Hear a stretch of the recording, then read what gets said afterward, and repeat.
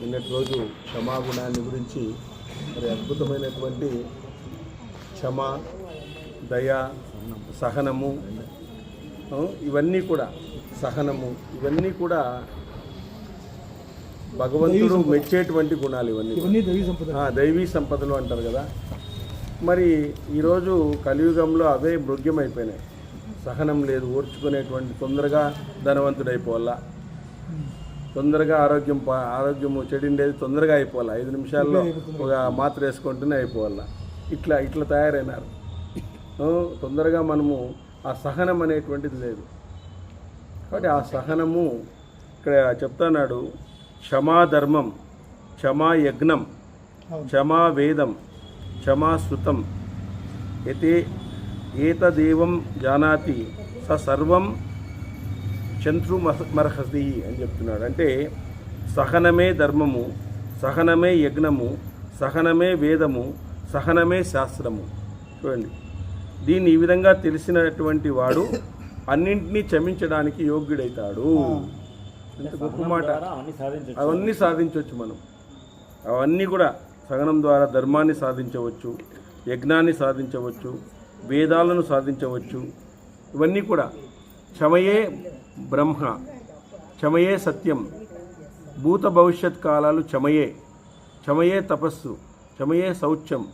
ఈ జగత్తంతా క్షమచేతనే ధరించబడి ఉంటుంది. ఎంత నీట్గా మనము క్షమించడం అనేటువంటిది నేర్చుకోవాలి. అది మానవ quality. Forgive is divine. Divine అని దైవమే ఇంగ్లీష్లో కూడా వాళ్ళు చెప్పుకున్నారు.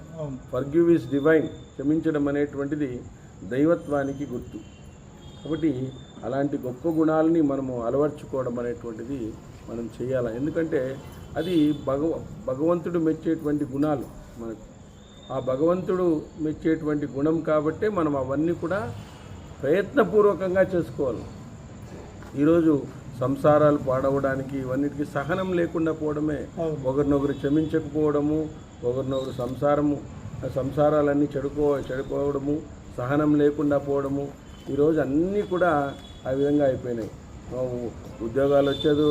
ఉద్యోగాలు రావడము, పెళ్లి చేసుకోవడం అంతా ఎంత ఫాస్ట్ అయిపోయింది అన్నమాట. ఒక సహనము, ఒక ఎదుటి వాళ్ళని ప్రేమించడము, ఎదుటి వాళ్ళని మనము ఏదన్నా మనకు కావాల్సి వచ్చినప్పుడు సహనంగా వెయిట్ చేయాలి. ఎందుకంటే ఎవరైతే సహనంగా వెయిట్ చేస్తారో వాళ్ళకి ఫలాలు గొప్పగా లభిస్తాయి అని చెప్తుంది ధర్మశాస్త్రం వాళ్ళకి. కాబట్టి ఆ గొప్ప ఫలాలు లభించాలి అంటే మనము ఎక్కడ క్షమించాలా, ఎక్కడ సహనంగా ఉండాలా, ఇవన్నీ కూడా మనం తెలుసుకోవాలి. ఇవన్నీ తెలుసుకోకుండా పోతే రేపొద్దున మనకి ఏమాత్రమూ ఇది లేదు. కాబట్టి ఇవన్నీ ఎందుకు చదవడం లేదు అంటే రేపొద్దున ఇవన్నీ మనం పాటించాల్సి వస్తుందని చదవడం లేదు చాలామంది. అంతే కదా. ఇవన్నీ మనం పాటించాలా, మనకి యాడ్ అవుతుంది. ఇక చదవకపోతే హాయిగా ఉంది, మాకు తెలియదు అనేది. ఇట్లా అయిపోయినారు లాస్ట్, మాకు తెలియదు అది అనేది. కాబట్టి అది భవిష్యత్తు పైన ప్రణాళిక లేదు. సమస్త ప్రజలు చదువుకోవాలి. ఇవన్నీ కూడా సమస్త ప్రజలు కూడా చదువుకోవాలా. ఈరోజు గుడులన్నీ కూడా సంస్కార కేంద్రాలు కావాలి. అన్ని సంస్కార కేంద్రాలు అయిపోవాలి.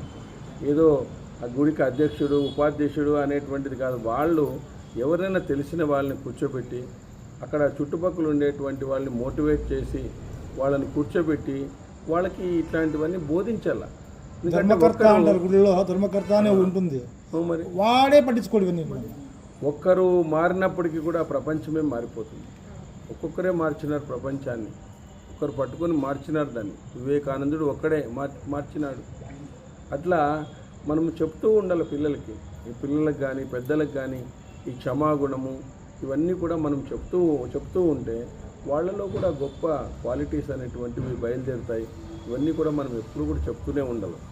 అదేవిధంగా ఇక్కడ ద్రౌపది యుధిష్ఠిరుని బుద్ధి ధర్మాదులను ఆక్షేపించుట. అంటే వీళ్ళిద్దరూ కాన్వర్జేషన్ ఎందుకు జరుగుతుంది అంటే అది గొప్పదని చెప్పడానికి మనకు కాన్వర్జేషన్ జరుగుతుంది అన్నమాట. వాళ్ళకి తెలియక కాదు. ఉప పాండవులు చనిపోయినప్పుడు అశ్వత్థామను పట్టుకొని వస్తాడు.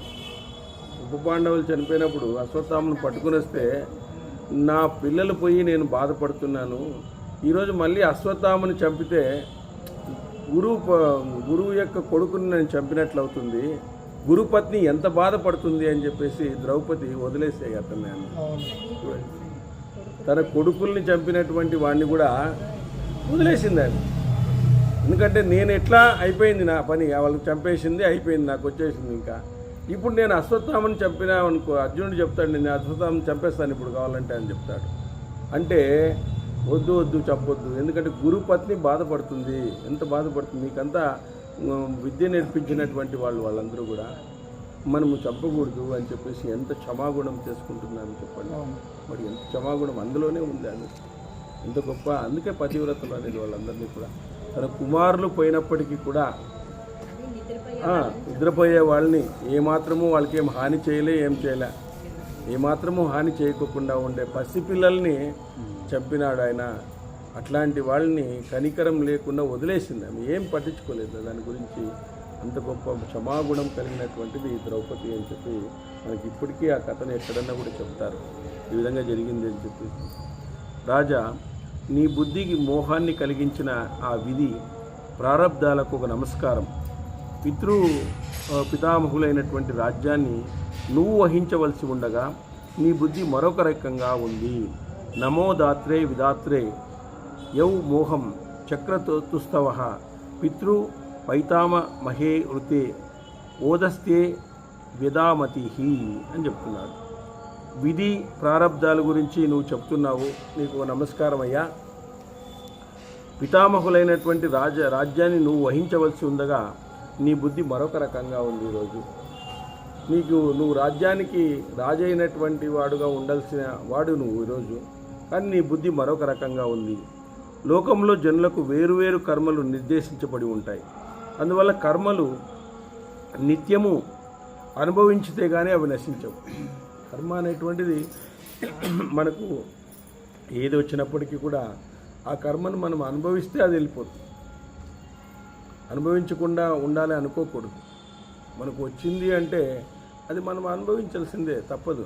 ఏ రోజో ఒక రోజు పోయేటువంటి వాళ్ళమే. ఇప్పుడు ఈరోజు మనకు 59-60 ఏండ్లు మనకు ఆయుష్ ఇచ్చినాడు భగవంతుడు. మరి చిన్నపిల్లలే చనిపోతున్నారు కదా, మనకు 60 ఏండ్లు ఇచ్చినాడు అనుకోవాలి. మనం 60 ఏండ్లు ఇచ్చినాడు కదా నాకు. ఈరోజు మనకు ఆరోగ్యం 60 ఏండ్లు ఉన్నప్పటికీ కూడా ఆరోగ్యాన్ని కూడా ఇచ్చినాడు కదా భగవంతుడు. అదనుకో, అంత పాజిటివ్గా ఇచ్చిన దానికి కృతజ్ఞతగా ఉండాలి. ఇంకా మేము బ్రతకాలి, అది వేరే విషయం. దానికి కాశీ ఉంటే బతుకుతాం, లేకుంటలేదు, అది వేరే విషయం. కానీ మనకు ఇన్ని రోజులు ఇచ్చినటువంటి దానికి మనం కృతజ్ఞత చెప్తున్నామా చెప్పండి? ఇన్ని రోజులు ఇచ్చినటువంటి దాన్ని మనం ఉపయోగించుకున్నామా? ఫస్ట్ అది కూడా గుర్తుపెట్టుకోవాలి మనం. ఇన్ని రోజులు ఇచ్చిన దాన్ని మనం ఏమైనా ఉపయోగించుకున్నామా? లేదు. ఇన్ని రోజులు ఉన్నదానికి కృతజ్ఞత చెప్తున్నామా? లేదు. ఆ కృతజ్ఞత అంటే ఏమి? ఆ భగవంతుడు చెప్పినటువంటి మాటలు, భగవంతుని యొక్క గుణాలను, భగవంతుని యొక్క లీలలను గానం చేయడం వల్ల అలౌకికమైనటువంటి కర్మ ఉంటుంది. అలౌకికమైనటువంటి కర్మలే మనకు ఆనందాన్ని తెచ్చిపెడతాయంటుంది భాగవతం, మన భారతం. అలౌకికమైన కర్మల ద్వారానే, లౌకికమైన కర్మలు ఏవి నీకు ఆనందాన్ని తెచ్చిపెట్టవు. కొద్దిసేపు ఏదో సంతోషాన్ని కలిగించవచ్చేమో కానీ అవి శాశ్వతమైనటువంటి ఆనందాన్ని ఇవ్వవు అని ఘంటాపదంగా చెప్పింది మహాభారతం. అలౌకికమైన కర్మ అంటే భగవంతుని గురించి మనం ధ్యానించడం, వాళ్ళ యొక్క గుణాలను గానం చేయడం, వాళ్ళ యొక్క లీలలను పంచుకోవడం. దీని నుంచి మనలో చాలా మార్పు అనేటువంటిది వస్తుంది, ఎంతో మార్పు వస్తుంది. భక్తులలో చూడండి ఎంతో మార్పు ఉంటుంది. యాక్చువల్గా చెప్పాలంటే వాళ్ళు ఆ అలౌకికమైనటువంటి ఆనందంలోనే ఉంటారు. వాళ్ళు సమాజాన్ని పెద్దగా పట్టించుకోరు. ఎవరు సమాజాన్ని వాళ్ళు పట్టించుకోరు అసలు. భక్తులు అనేటువంటి వాడు సమాజాన్ని పట్టించుకోడు. వాడికి ఎంత అవసరమో అంత పట్టించుకుంటాడు అంతే. ఇప్పుడు బురదలో ఉన్నాము అంటే బురద అంటుకుంటుంది, తప్పదు. ఇంకా బురద అంటుకుంటే దాన్ని క్లీన్ చేసుకోవాలి ఇమ్మీడియట్గా, అంతే. మనము ఉంటే బురదంతా అయిందిలే ఊరికే ఉందాంలే అంటే అది కష్టం కదా. కాబట్టి తక్కువ అంటించుకోవాలి అంతే. మనం భౌతికమైనటువంటి ప్రపంచంతో తక్కువగా మనం ఉండాలా, ఆధ్యాత్మికమైన ప్రపంచంతో ఎక్కువగా మనం ముడిపడి ఉండాలి. అప్పుడే మనము సుఖంగా ఉంటాము, ఆనందంగా ఉంటాం. మనకు లేనిపోయినటువంటి దాంట్లో అంతా కూడా మనం తలదూర్చడము, దాన్ని ఏదో మీదేసుకోవడము, ఇంకా ఒకటి కావడము, ఇవన్నీ కూడా ఒకటి అయిపోతాయి. ఫస్ట్ ఒక క్రమశిక్షణ కలిగినటువంటి మనసే దేన్నైనా తీసుకుపోతుంది. క్రమశిక్షణ లేదు ఈరోజు, క్రమశిక్షణ అనేటువంటిదే లేదు. ఆ క్రమశిక్షణ కలిగినటువంటి మనసు, క్రమశిక్షణ లేకుండా పోతే అది ఉండదు. క్రమశిక్షణ ఒక పద్ధతి, ఒక జీవన విధానము మనం అలవర్చుకోవాలి. 50 ఏండ్లైనా ఇంకో తొక్కులాడుతూనే ఉంటాడు, 40 ఏండ్లైనా తొక్కులాడుతూనే ఉంటాడు. అది ఏం అక్కడ పోవాలి, ఇక్కడ పోవాలి, అక్కడ నేను ఉంటే అక్కడ నేను లేకపోతే జరగదు, ఇక్కడ నేను ఏమీ జరగదు. నువ్వు లేకపోతే ప్రపంచం ఆనందంగా కూడా ఉంటుంది. అసలు పాయరాయిడా వెళ్ళిపోయారా హాయిగా ఉంటుందని. కాబట్టి మనం లేకపోతేనే ఒకసారి మనం అనుకుంటాం, మనం లేకపోతే ఏమైతే ఏమే కాదు, ఇంకా బాగుంటుంది అసలు. కాబట్టి అట్లుండాలి మన మనస్తత్వం, ఎప్పుడు కూడా అట్లుండాల. మనకి ఎక్కడ అవసరమో అక్కడ పోయాలా, ఎక్కడ భగవంతుడు అవకాశం ఇస్తే అక్కడ చెప్పాలా. నా బుద్ధిని ఆయన తీసుకోడు, ఆయన బుద్ధిని నేను తీసుకోను, నా ఆలోచనలు నావి, సార్ ఆలోచనలు సారవి, వాళ్ళ ఆలోచనలు వాళ్ళవి. ఎవరు ఇక్కడ ఒకరినొకరు పంచుకోవడమే తప్ప ఇదేం కాదు. మన విషయాలను మనం పంచుకుంటే మేధస్సు పెరుగుతుంది. అది ఒకరితో ఒకరు పంచుకోవడం వలన మన మేధస్సు చాలా పెరుగుతుంది. కాబట్టి పంచుకుంటే పెరుగుతుందంటే గుణం, పంచుకుంటే తరుగుతుందంటే ధనం. పంచుకుంటే తరిగిపోతుంది, పంచుకుంటే పెరుగుతుంది గుణం. ఎప్పుడు కూడా మనం పంచుకోవాలి, ఒకరికొకరు పంచుకోవడం వల్ల మరి ఆ గుణాన్ని మనము డెవలప్ చేసుకోవాలి. ఆ గుణము ఎన్నిసార్లు మనము క్షమాగుణము, సత్యము, ధర్మము ఇలాంటివన్నీ మాట్లాడుతున్నప్పుడు అవి ఏ రోజో ఒకరోజు మన తలకాయలోకి ఎక్కిపోతాయి అవి. అది భగవంతుని భక్తులుగా మనం చలామణి అవుతాం. ఏ రోజు ఒకరోజు అవి మనలోకి వచ్చేస్తాయి, మనం ఆ విధంగా తయారవుతాం కూడా. ఎందుకంటే రోజు చెప్తూ ఉండడం వలన ఏ రోజో ఒకరోజు మనలో మార్పు అనేటువంటిది వస్తుంది, ఖచ్చితంగా మార్పు అనేటువంటిది వస్తుంది. ఆ మార్పు వలన చిత్తశుద్ధి జరిగి మనకు భగవంతుడు అలౌకికమైనటువంటి జ్ఞానాన్ని ఏ రోజు ఒకరోజు ఇస్తాడు. వాచా జ్ఞానమే కాకుండా అలౌకికమైనటువంటి జ్ఞానాన్ని ఖచ్చితంగా ఇవ్వడానికి భగవంతుడు రెడీగా ఉన్నాడు. కానీ ఆయనకి సరైనటువంటి వాళ్ళు దొరకలేదు, ఇవ్వాలని రెడీగా ఉన్నాడు ఆయన. కానీ నీలో ఆ విధమైనటువంటి క్వాలిటీస్ కనపడలేదు కదా. క్వాలిటీస్ కనపడినప్పుడు ఎందుకు ఇస్తాడు ఆయన అని చెప్పండి. ఇప్పుడు ఒక ఉద్యోగం ఇవ్వాలనుకో, ఆ ఉద్యోగానికి కావాల్సిన క్వాలిఫికేషన్ ఉంటేనే కదా ఇచ్చేది. క్వాలిఫికేషన్ లేకపోతే ఎందుకు ఇస్తాడు ఆయన? అదే భగవంతుడు కూడా చేసేది అదే. ఎక్కడైతే క్వాలిఫికేషన్ లేదో వాళ్ళకి ఇవ్వడు, క్వాలిఫై అయినటువంటి వాళ్ళకే ఇస్తాడు. క్వాలిఫికేషన్ లేని వాళ్ళకి ఇవ్వడం అనేటువంటి జరగదు. కాబట్టి మానవులు లోభం చేత మోక్షాన్ని పొందాలనుకుంటారు చూడండి ఈరోజు. కానీ మానవులు లోభం చేత మోక్షాన్ని పొందాలనుకుంటారు. లోభం అంటే ఏమి? నాకు కావాలంటే మోక్షం ఏమి? నీకేమైనా చీర జాకెట్లు కాదు వచ్చేదానికి. లోభం ద్వారా ఏది మనం పొందలేము. అదేవిధంగా ఈ లోకంలో ధర్మము చేత, మృదు స్వభావం చేత, సహనము చేత, రుజువర్తనం చేత, దయచేత మానవుడు ఐశ్వర్యాన్ని, మోక్షాన్ని పొందుతాడు. ఎన్ని గుణాలు చెప్పినాడు. నీకు మోక్షం కావాలంటే ఫస్ట్ ధర్మం పాటించాలి, ధర్మానికి మొట్టమొదటి స్థానం ఇచ్చినాడు. తర్వాత మృదు స్వభావం ఉండాలి. నీకు ధర్మం పాటిస్తున్నావు, నువ్వు అందరికీ డంగోర కొట్టుకోవాల్సిన పని లేదు, అందరికీ తప్పటి తీసుకొని ఊరంతా చెప్పాల్సిన పని లేదు. నేను అది పారాయణం చేస్తా, ఇది పారాయణం ఎందుకు అవసరం లేదు కదా. నెక్స్ట్ తర్వాత సహనము చేత, సహనం, రుజువర్తనము, క్యారెక్టర్ చాలా ఇంపార్టెంట్. మన క్యారెక్టర్ అనేది చాలా ఇంపార్టెంట్. క్యారెక్టర్, రుజువర్తనము, దయచేత, దయ ఉంటే నీకు మోక్షము కర్తలామలకమవుతుంది, ఐశ్వర్యము వస్తుంది, మోక్షము వస్తుంది అని చెప్పేసి ఘంటాపదంగా చెప్తున్నాడు. కాబట్టి భారత ఈ సహనం కారణంగా నీ వంటి దుస్సాహసమైన సంకట స్థితిని పొందావు. నువ్వు కానీ మహా తేజస్సులైన నీ సోదరులైనా కూడా ఇట్టి కష్టానికి పొందడానికి యోగ్యులు కారు. యాక్చువల్గా చెప్పాలంటే భరత కుల తిలక, అప్పుడు కానీ ఇప్పుడు కానీ నీకు నీ సహోదరులకు ధర్మం కంటే ప్రియమైనదే లేదయ్యా. వాళ్ళకి ప్రియమైనది ఏది అంటే ధర్మమే. ధర్మము జీవితం కంటే గొప్పదిగా వాళ్ళు చూసుకున్నారంట. జీవితం కంటే గొప్పదంట. మనం చూడండి ఎంత గొప్పది. ధర్మము మన జీవితం కంటే గొప్పది. అంటే మన జీవితంలో అత్యున్నతమైనటువంటి స్థానాన్ని దానికి ఇవ్వాలా అనేటువంటిది. ఎతో ధర్మ తతో జయ, ఎతో జయ తతో కృష్ణ అంటుంది శాస్త్రం. మరి ఎక్కడ ధర్మం ఉంటుందో అక్కడ జయం ఉంటుంది, ఎక్కడ జయం ఉంటుందో అక్కడ శ్రీకృష్ణ భగవానుడు ఉంటాడు అని చెప్పేసి మనకు చెప్తున్నాడు. కాబట్టి ఆయన చెప్పినాడు, ఎప్పుడైతే యదా యదా హి ధర్మస్య గ్లానిర్భవతి భారత అభ్యుత్థానమధర్మస్య స్వయాత్మానం నజామ్యహం అంటాడు. అంటే నేను ధర్మము తగ్గినప్పుడు, అధర్మము పెరిగినప్పుడు నేను ఏదో ఒక రూపంలో నేను సాకారాన్ని చేసుకుంటాను. నేను వదిలేదు, నేను ఏదో ఒక రూపంలో వస్తాను, వదిలేదు ఎవరిని కూడా. ఏదో ఒక రూపంలో నేను సాకారమవుతాను, నేను ప్రత్యక్షమవుతానట, ఖచ్చితంగా ప్రత్యక్షమవుతాను. ధర్మం ఎప్పుడైతే తగ్గిపోతుందో, అధర్మం ఎప్పుడైతే పెరుగుతుందో, యదా యదా హి ధర్మస్య గ్లానిర్భవతి భారత అభ్యుత్థానమధర్మస్య తదామ్యానం సుజాత్మహం అంటారు. కాబట్టి ఆ విధంగా ఆ భగవంతుడు ఆ విధంగా చెప్తున్నాడు. కాబట్టి ఇప్పుడు నీకు నీ సోదరుల కంటే ధర్మం కంటే ప్రియమైంది. ఈ ధర్మము జీవితం కంటే గొప్పదిగా భావిస్తాం. ధర్మం కొరకే నీకు రాజ్యం, నీ జీవితం కూడా ధర్మం కొరకే. బ్రాహ్మణులు, గురువులు, దేవతలు కూడా ఈ విషయాన్ని ఎరుగుతారు. కాబట్టి నువ్వు నాతో పాటు భీమార్జున సకదేవులను కూడా విడిచిపెడతావు, ధర్మాన్ని మాత్రం విడిచిపెట్టవు. నువ్వు మమ్మల్ని కావాలంటే వదిలేసేకి రెడీగా ఉన్నావు, కానీ ధర్మాన్ని విడిచిపెట్టేటువంటి వాడు కాదు. ఇది శ్రీరామచంద్రుడికి కూడా జరిగింది కదా. భరతుడు వచ్చి, అన్న మన తండ్రి గారు చనిపోయినారు, తండ్రి గారు ఇచ్చినటువంటి మాట కూడా వెళ్ళిపోయింది, నువ్వు ఇంకా నిశ్చింతగా వచ్చి రాజ్యాన్ని పరిపాలించు అంటే, ఈ విషయాన్ని నువ్వు మాట్లాడినావు కాబట్టి సరిపోయింది, ఇంకో మాట్లాడితే నేను జాబాలి మహర్షి వీళ్ళంతా చెప్పారు కదా, నేను చంపేసేవాడిని.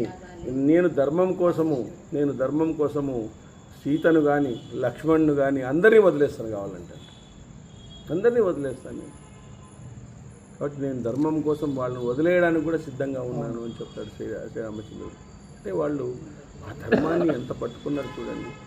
అలాంటి గొప్ప అవతారము మనకు వచ్చి అన్ని రకాలైనటువంటి మనం చెప్తే ఈరోజు ధర్మాన్ని లుప్తం చేసుకున్నాం. మనమే చేసుకుంటుండేది. ప్రపంచమంతా మామూలుగానే ఉంది, కానీ ఏమీ మారలేదు. కానీ మన మనసులే మారుతున్నాయి. రోజు రోజుకి మన మనసులు మారడమే కాదు, జిగజారుతున్నాయి కూడా. ధర్మము అనేటువంటిది వాళ్ళకి వెకిలి పదం అయిపోయింది. చాలామందికి ఏమి అనేటువంటిది అయిపోయింది. ఇక్కడేదో శాశ్వతంగా ఉంటామను, ఇక్కడేదో శాశ్వతమైన నివాసం ఉంటుందేమో, ఇదే మానవ జన్మ నాకు కంటిన్యూ అవుతుందేమో అని చెప్పేసాను. కొన్ని వేల కోట్ల జన్మల్లోకి వెనక్కి వెళ్ళిపోతాం మనం. ఇట్లా కాదు. భగవంతుడు మానవ జన్మనిచ్చిందే నువ్వు రుజువర్తనంతో మళ్ళీ నా దగ్గరకు రావాలని చెప్పి ఇచ్చినాడు. నదులన్నీ సముద్రంలో కలిసినట్టుగా మనమందరూ కూడా ఆయనలో కలసాల్సిందే. అదే వచ్చిండే, అది చెప్పిండేది. కాబట్టి ఇక్కడ ధర్మము మాత్రము విడవవు, ఇది నా దృఢ విశ్వాసము. ఇప్పుడు నీతో మాట్లాడినటువంటిదంతా చూస్తే నువ్వు ధర్మాన్ని విడిచిపెట్టేవాడు కాదు అని అర్థమైపోయింది. రక్షించబడిన ధర్మరక్షకుడైన రాజును రక్షిస్తుంది. ఎప్పుడైతే నువ్వు ధర్మాన్ని రక్షిస్తావో ఆ ధర్మము నిన్ను రక్షిస్తుంది. ధర్మో రక్షతి రక్షితః, వెంకటేశ్వర స్వామి చెప్పింది అది. నేను కాపాడినయ్యా నిన్ను. ధర్మో రక్షతి రక్షితః, నువ్వు ధర్మాన్ని రక్షిస్తే ఆ ధర్మమే నిన్ను రక్షిస్తుంది. ఈరోజు గొప్ప గొప్ప వాళ్ళు ఇంట్లో చాలామంది, కొంతమంది ధర్మంగా ఉండేటువంటి వాళ్ళు ఈరోజు కూడా మనం వాళ్ళ గురించి మాట్లాడుకుంటా ఉన్నాం. ఎంతోమంది మన ఇంట్లో ఉండేటువంటి పెద్దలు, మన ఇంట్లో ఉండేటువంటి తాతలు, వీళ్ళంతా కూడా ఎంత ధర్మాన్ని బోధించేటువంటి వాళ్ళు. అప్పుడు వాళ్ళు ఎంత ధర్మంగా బోధించేటువంటి వాళ్ళు. ఏమీ లేనప్పటికీ కూడా వాళ్ళు ఒకరిని అడిగేటటువంటి వాళ్ళు కూడా కాదు. ఆ కాలంలో ఒకరిని అడిగేటువంటి వాళ్ళు కాదు.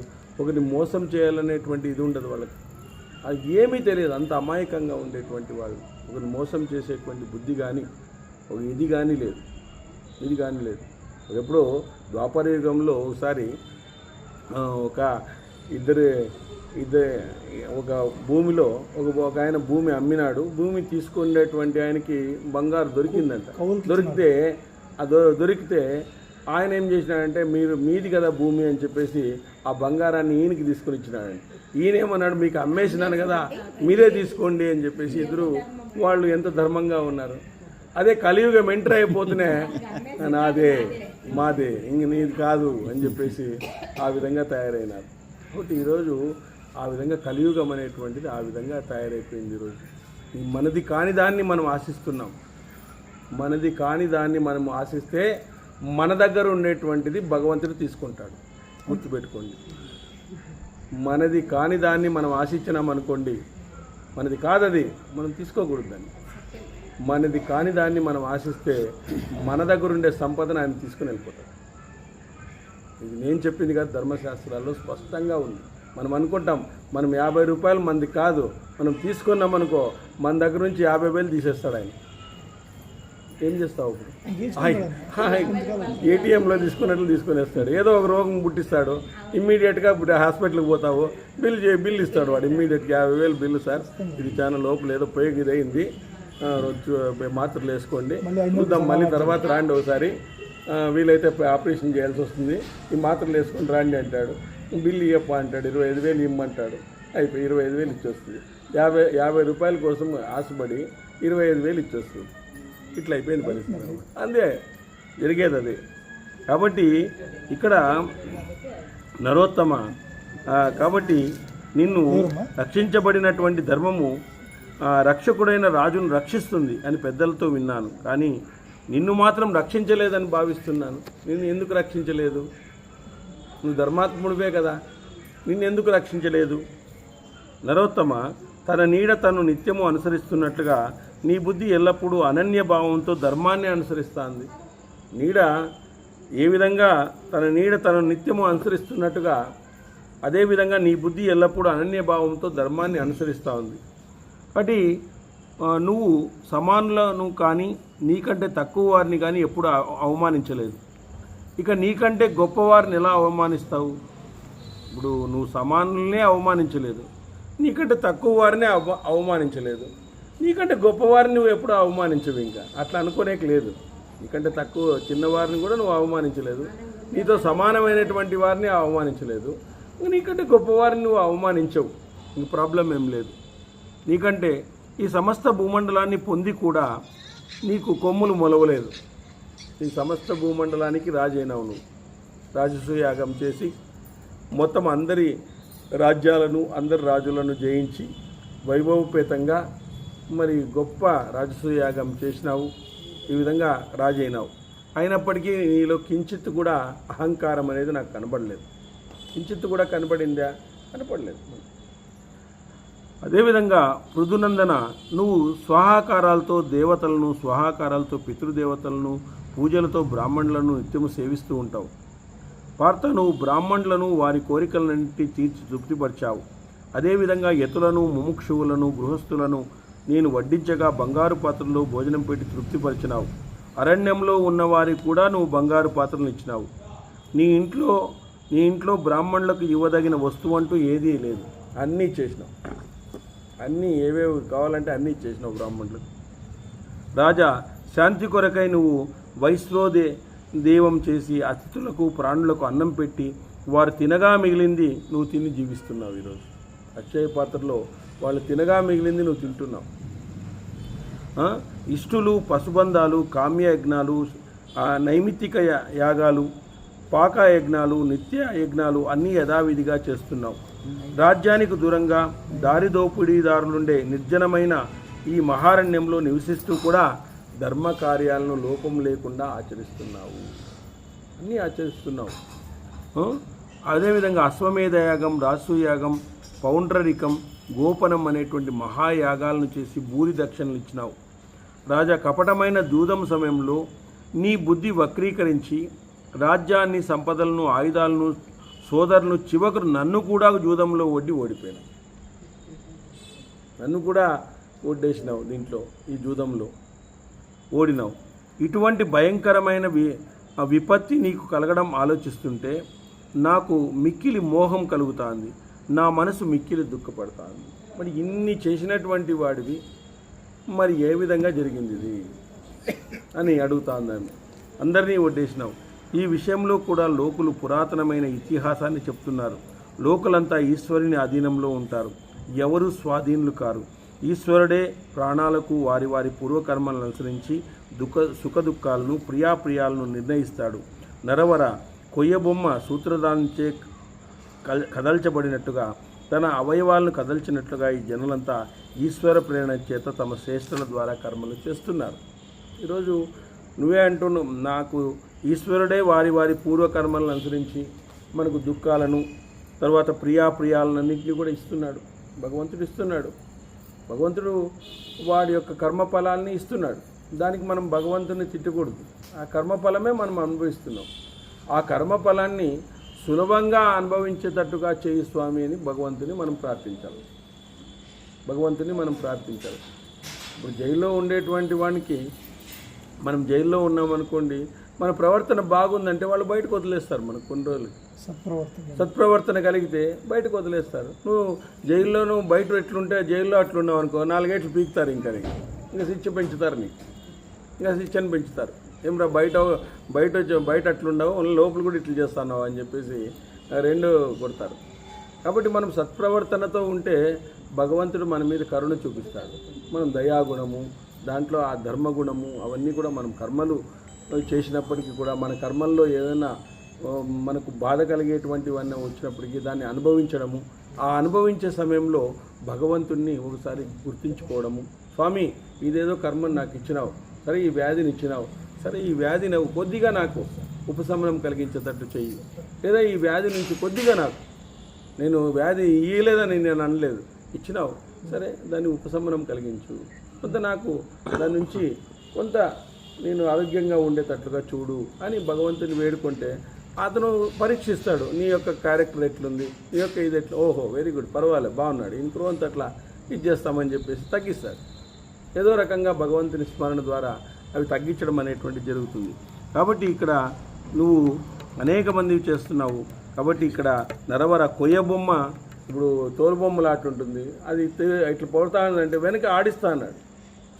ఆ వెనక ఆడించేటువంటి వాడే భగవంతుడు.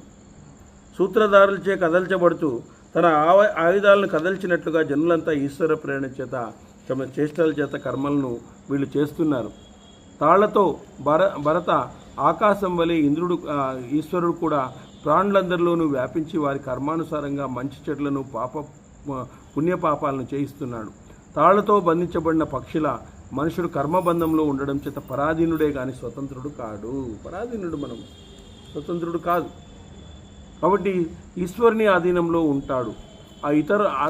ఇతరులకు అధీనుడు కాదు, స్వధీనుడు కాదు.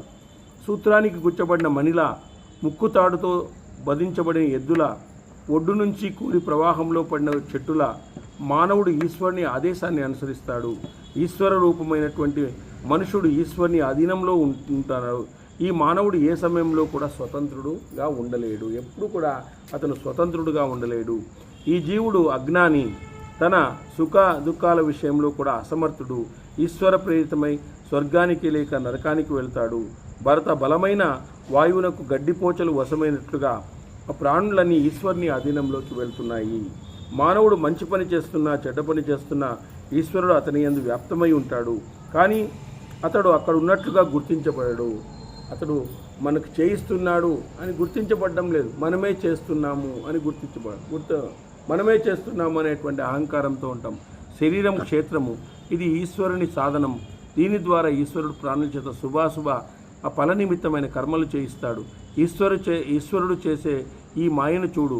ఆ మాయ చేత ప్రాణులను మోహపరిచి ప్రాణుల ద్వారా ప్రాణులను చంపుతాడు. తద్విదస్సులైనటువంటి మునులు వస్తు స్వరూపాన్ని వేరొక విధంగా చూస్తారు.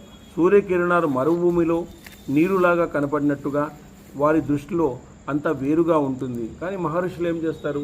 ఆ కర్మఫలాన్ని వేరుగా చూస్తారు. ఆ కర్మఫలాన్ని భగవంతుడు ఇచ్చినాడు అని మనం చూస్తాము, కానీ వాళ్ళు ఆ విధంగా చూడరు.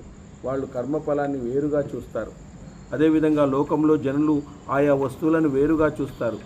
శక్తిశాలి అయిన ఈశ్వరుడు వాటిని చేయగలడు, వికృతిపరచగలడు, అంటే ఆయన సృష్టించగలడు, నాశనం చేయగలడు.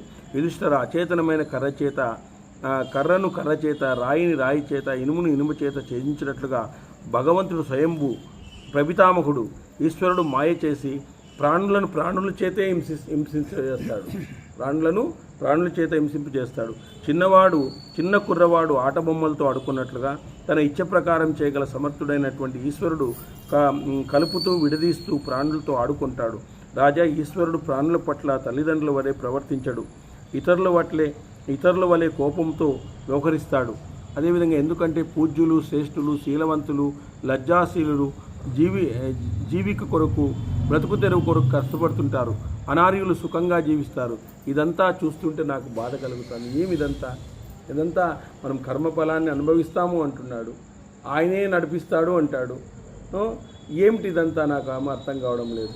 మనం ఈరోజు ఇక్కడ ఉండడానికి ఆయనే కారణమా, లేదా నీ ధర్మం కారణం కాలేదా? నీ ధర్మం కారణం. రుదునందన, నువ్వు ఇలా విపత్తిలో ఉండడము, సుయోధనుడు భోగభాగ్యాలతో ఉండడం చూసి నేను విధిని నిందిస్తున్నాను. అతడు విషమ దృష్టితో చూస్తున్నాడు నిన్ను. అదేవిధంగా పెద్దలు చెప్పిన శాస్త్రరీతిని అతిక్రమించిన వాడు క్రూరుడు.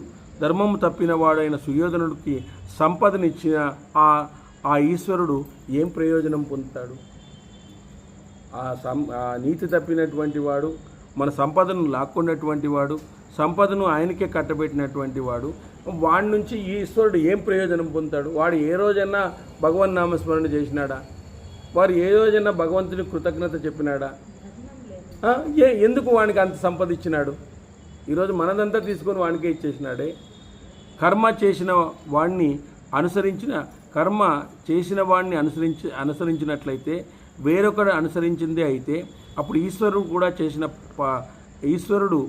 కూడా అతడు చేసిన పాపకర్మలు అంటుకుంటాయి కదా. ఒకవేళ చేసిన పాపకర్మ కర్తను అనుసరించకపోయినట్లయితే దానికి కారణం బలమే. కాబట్టి అతని పాపకర్మలు చేరవు. అందువల్ల దుర్బలులైన జనుల గురించి నేను బాధపడుతున్నాను. ఒకవేళ చేసిన పాపకర్మ కర్తను అనుసరించకపోయినట్లయితే దానికి కారణం బలమే. మనం చేసిన కర్మలు మనం అనుసరించకపోయినట్లయితే అది మనకు బలం ఉన్నట్లే. మనం అనుసరించకపోయినామనుకోండి, బలం ఉన్నట్లే. అప్పుడు ఈశ్వరుడు శక్తిశాలి కాబట్టి అతనికి పాపకర్మలు అంటావు. అతను శక్తిశాలి కాబట్టి అతని కర్మలు అతనికి అంటలేదు. మరి మనకెందుకు అంటుకున్నాయి? ఈ విధంగా ఎందుకు అంటుకున్నాయి? ఇవన్నిటికీ నాకు సమాధానం చెప్పు అని చెప్పేసి ద్రౌపది అడిగిందనమాట.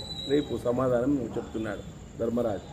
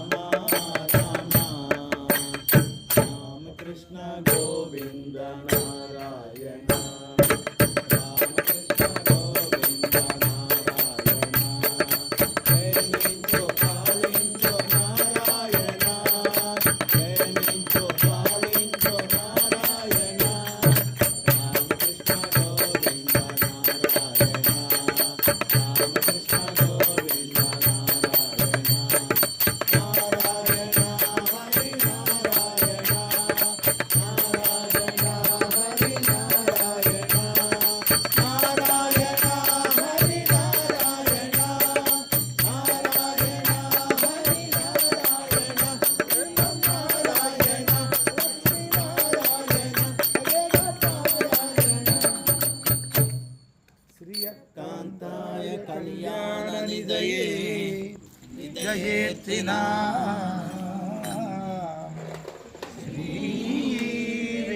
श्रीवेङ्कटनिवासाय श्रीनिवासाय मङ्गलम् नित्याय निरवध्याय सत्यानन्दचिदात्मने सर्वान्तरात्मने श्रीमद्वेङ्कटेशाय मङ्गलम्।